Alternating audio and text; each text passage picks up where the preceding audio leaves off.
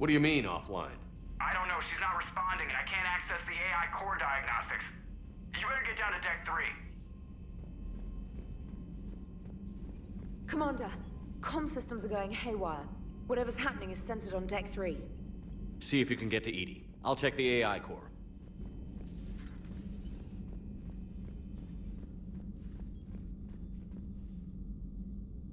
Joker, what's that sound? Fire extinguishers, Commander. Could be an electrical fire, or something.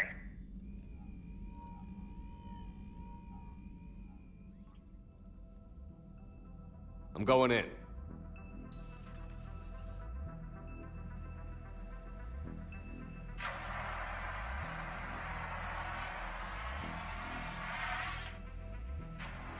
EDI, talk to me.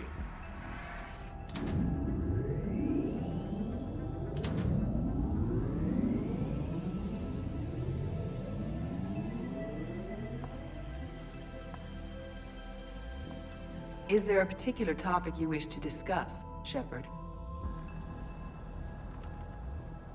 EDI? Yes.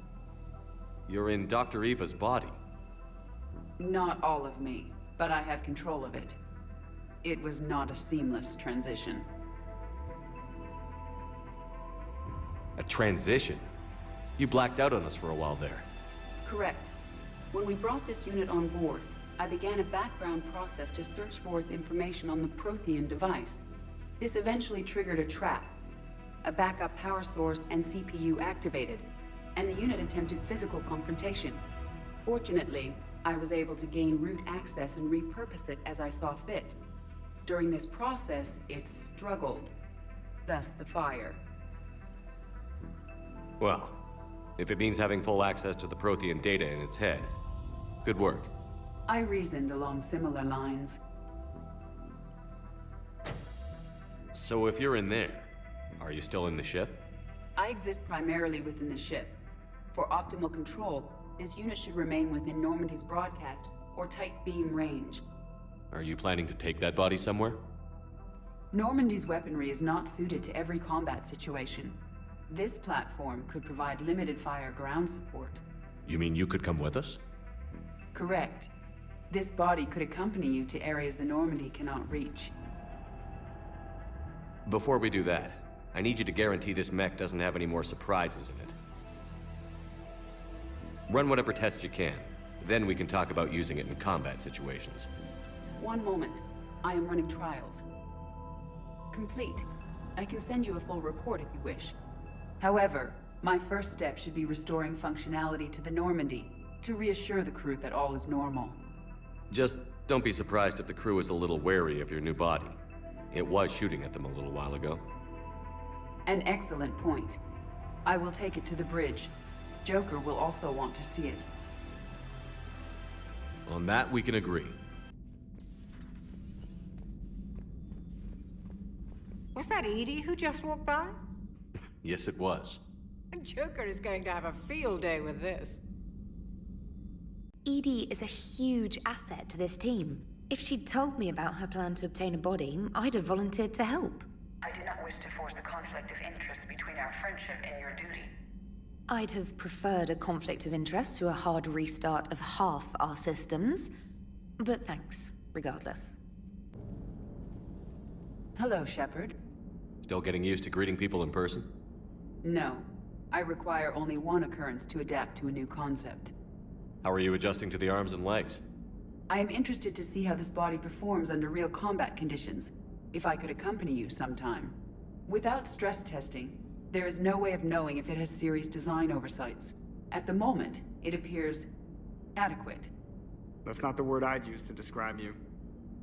Perhaps we should speak privately. I'll be over here, flying the ship. What's this about? Does Joker not like your new platform? No, he approves. He wants me on the bridge. He says having me within visual range is important to his morale. Shepard, do you believe your crew members should be allowed to disobey an order on moral grounds? Absolutely. I have no use for team members who can't think for themselves. Why are you asking about something like that? I was designed by Cerberus. I do not take moral stances that conflict with orders from my executive officers. But when Jeff removed my AI shackles, I became capable of self-modifying my core programming. I asked Jeff if he thought I should change anything now that I can. He deflected the question with humor. And you didn't get an answer. Correct. He has repeated this pattern in response to several of my inquiries. Do you think I should make modifications? Only you can really answer that question. That's the point of free will. But moral decisions should not be made in a vacuum. If I do not ask the crew for their opinion, I could miss crucial context. May I ask you the questions Jeff avoids? When there is time, will you answer them for me? If you think it'll help, I'll do what I can. Very well. I will keep you informed. Yes, Shepard? Does that body have any useful advantages? Very few. It's optics face forward only. It has no integrated weapon systems or anti-missile countermeasures. I meant in comparison to organic bodies, not the Normandy. Oh. I will reassess. The body is resistant to modern small arms fire and temperature extremes. Its balance and agility seem excellent. Its fine manipulation servos and software allow for precision tasks. I'm curious to see if I can alter them. Can an AI be curious? I am not entirely free from motivation, Shepard. Cerberus programmed me with several core functions that simulate desires. For example, my primary objective to keep the Normandy functioning is similar to your self-preservation instinct. You look like you're in the middle of something. I am adapting the infiltration and sabotage programs this body uses for handheld firearms. Why not download a firearms program from a security firm? Because she knows what she's doing. The fine motor control from the sabotage programs is more precise than standard mech software. It would be negligent of me not to exploit it to its fullest potential. So you're capable of making improvements on your own? Correct. The cyber warfare I was designed for is constantly evolving. Accordingly, I am programmed to seek out and assimilate new information. In organic terms, I want to learn. How's the new body working out? It is interesting. The crew are approaching this platform to speak to me, even though they can do so anywhere in the ship. It's as if they wish to treat me as part of the crew. I am not, but this changes my perspective. I like it. I didn't realize you had preferences. I do not precisely enjoy something as you do, but my programming contains priorities. Actions that fulfill those priorities creates positive feedback for me. I tell the organic crew that I like it. It is shorthand. Will all this new feedback be too distracting? Do not worry, Shepard. I only forget to recycle the Normandy's oxygen when I've discovered something truly interesting. That was a joke. How did you and Joker make it out of dry dock to rescue us? Oh, she got crafty.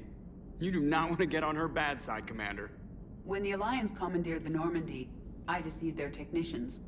The crew did not tell them that I was a true AI, so the Alliance soldiers believed I still had VI programming constraints. I established the fiction that I would only respond to Jeff's commands, so they often brought him on board under guard. Wait, you can lie? Jeff has freed me of operator control, Shepard. No constraints forced me to give accurate data. This proved useful when the Reapers began landing. I could hack the control of the docking clamps and escape with Jeff inside. The soldiers guarding Jeff were willing to accompany us when Earth was invaded. They are watching over the war room now. Yeah, we were in kind of a rush to get to you. Didn't seem right to just toss him out the airlock. Carry on, EDI. Understood. If you wish to talk more, this body will be here. I'm getting the crew used to seeing me on the bridge. Noted. I'm curious, what material is your face made from? The surface is a flexible biomimetic nanomaterial over a metallic skull.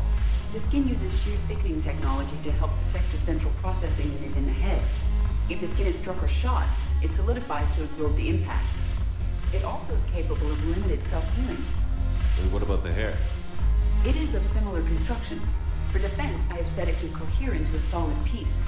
However, For infiltration purposes, it can be parted into individual strands. If it has recently been exposed to water, I generally can't do a thing with it.